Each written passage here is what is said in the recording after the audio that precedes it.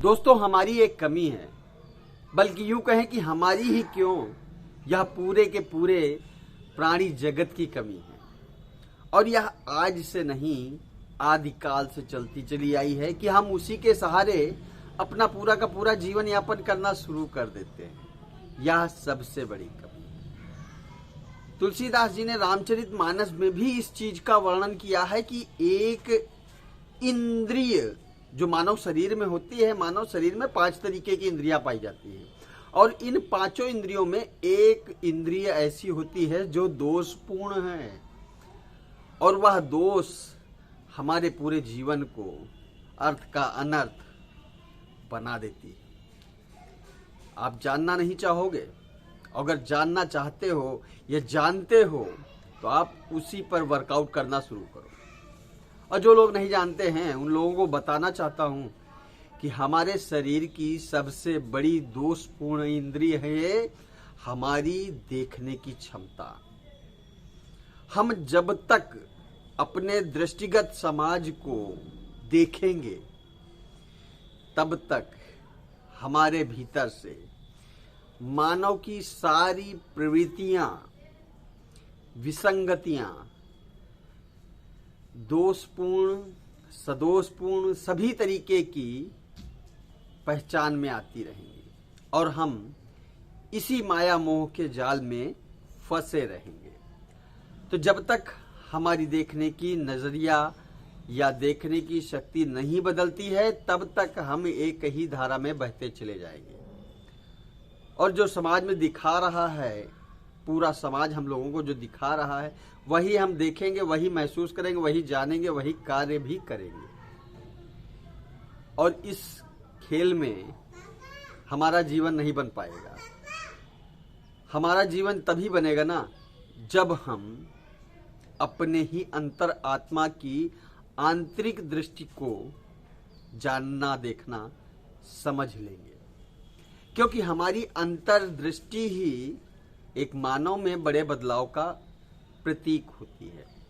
और जब तक हम उसको सही तरीके से नहीं देखेंगे या नजरिया उसका अवलोकन नहीं करेंगे, उसका विश्लेषण नहीं करेंगे अंतरात्मा में, तब तक हम समाज को ना तो समझ पाएंगे, ना जीवन जीने की कला सीख पाएंगे, और ना ही सफल हो पाएंगे।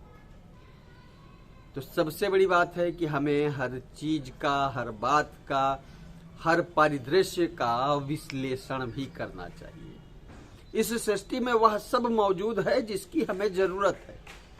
महाभारत में भी श्री कृष्ण जी ने कहा था कि इस सृष्टि में एक मानव के जीवन की जितनी भी मूलभूत आवश्यकता है, जरूरत के समान है, वह सब उपस्थित है। उसके बावजूद लोग भाग रहे हैं। क्यों? क्योंकि उनका खुद का नजरिया नहीं है। आप अपने नजरिए का इस्तेमाल करो, आप अपने अंतर मन की दृष्टि का इस्तेमाल करो, और विचार करो कि एक मानव इस संसार में क्यों आया है। और उस नजरिए को अगर आप इस्तेमाल करना सीख लोगे, जान लोगे, तो यकीन मानो दोस्तों, फिर आपको सफल होने से कोई नहीं रोक सकता।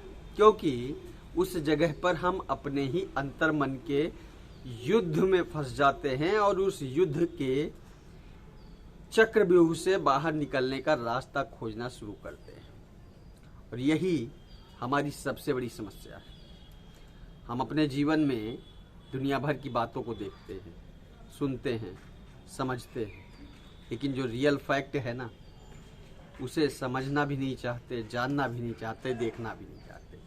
तो भाई यकीन मानो, जब तक आप अंतर्मन की नहीं सुनोगे, आप आगे नहीं बढ़ोगे।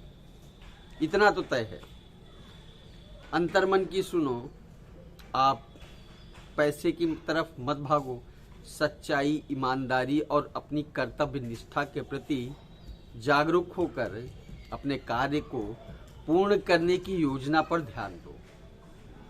यही मूलभूत सिद्धांत है एक व्यक्ति को विजयी होने का। सचिन तेंदुलकर जी के बारे में लोगों को किसको नहीं पता होगा। सचिन तेंदुलकर एक ऐसा नाम है जो पूरे विश्व पटल पर आज की डेट पे क्रिकेट का भगवान कहा जाता है। क्या आप जानते हो कि उस बंदे ने कभी भी पैसे के प्रति लगाव नहीं किया, हमेशा अपने काम के प्रति लगाव किया, अपने जुनून के प्रति लगाव किया, अपने देश के प्रति लगाव किया। हमें भी अपने काम, अपने जुनून, अपने ध्यान और अपनी जीवन यापन शैली को पूर्ण करने की निष्ठा को ध्यान में रखते हुए देश के प्रति, अपनी मातृभूमि के प्रति पूर्ण रूप से समर्पित होकर कार्य को करना चाहिए। क्योंकि जिस दिन भी हमने इस बात का विचार करना शुरू किया, यकीन मानो दोस्तों, बाहरी आवरण में दिखने वाली जितनी भी चीजें हैं वह खुद ब खुद आप में सिमटना शुरू कर देगी। It's a natural truth. इसे ही आकर्षण का सिद्धांत कहते हैं। आने वाले समय में मैं आपको आकर्षण के सिद्धांत के बारे में जरूर बताऊंगा कि आखिर ये आकर्षण का सिद्धांत होता क्या है। आपको वीडियो अच्छी लगी हो तो इसे लाइक करो, कमेंट करो, साथ ही साथ दोस्तों में शेयर करो। आने वाली वीडियो के लिए वंदे मातरम।